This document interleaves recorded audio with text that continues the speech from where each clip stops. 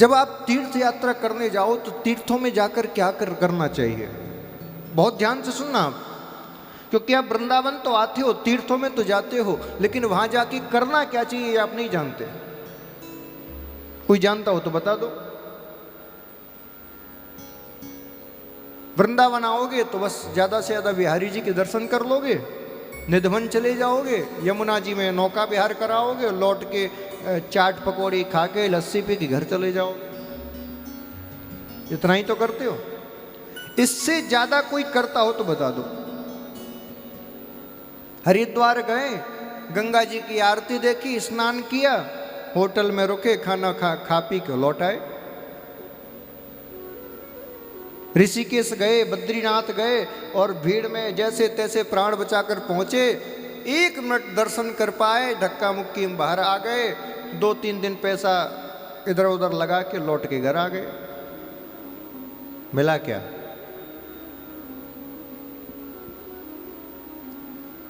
किस लिए गए थे तुम तीर्थों में? क्या दर्शन करने के लिए? क्या स्नान करने के लिए? अरे जो गंगा हरिद्वार में है वो आपके पास में भी बहती है, फिर क्यों गए थे वहां? उस विशेष स्थान को ही हरि का द्वार क्यों कहा गया? यमुना जी तो यहां भी हैं और दिल्ली में भी हैं, पर यहां की यमुना की आरती क्यों उतारते हो? दिल्ली में क्यों नहीं उतार लेते? क्यों इतना पेट्रोल जला के यहां तक आते हो? बोलो ना। इस वृंदावन की भूमि का प्रभाव क्या है? आप कहो कि हम तो केवल बिहारी जी के दर्शन करने आए, तो 550 वर्ष पूर्व बिहारी जी आए हैं, उससे पहले तो बिहारी जी यहाँ मंदिर भी नहीं था। 600-700 वर्ष पहले तो कोई मंदिर नहीं था वृंदावन में। था क्या बताओ?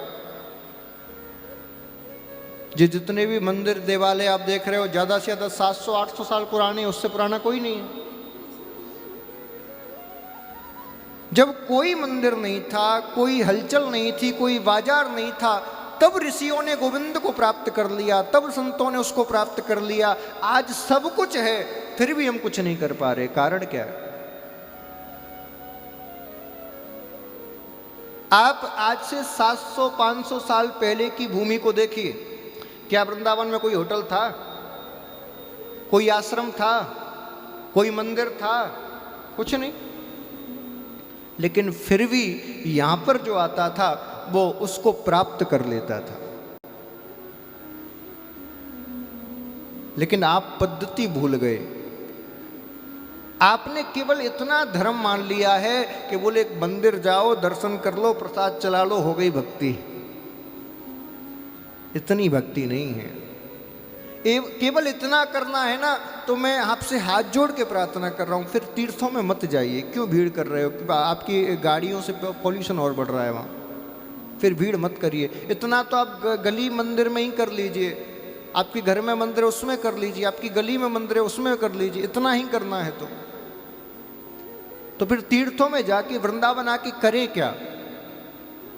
बोले जब बिहारी जी के दर्शन कर लो, जब निधवन राज में ढोक लगा लो, जब यमुना जी की आरती कर लो, तो फिर किसी वृक्ष की छांव में एकांत में बैठ जाना।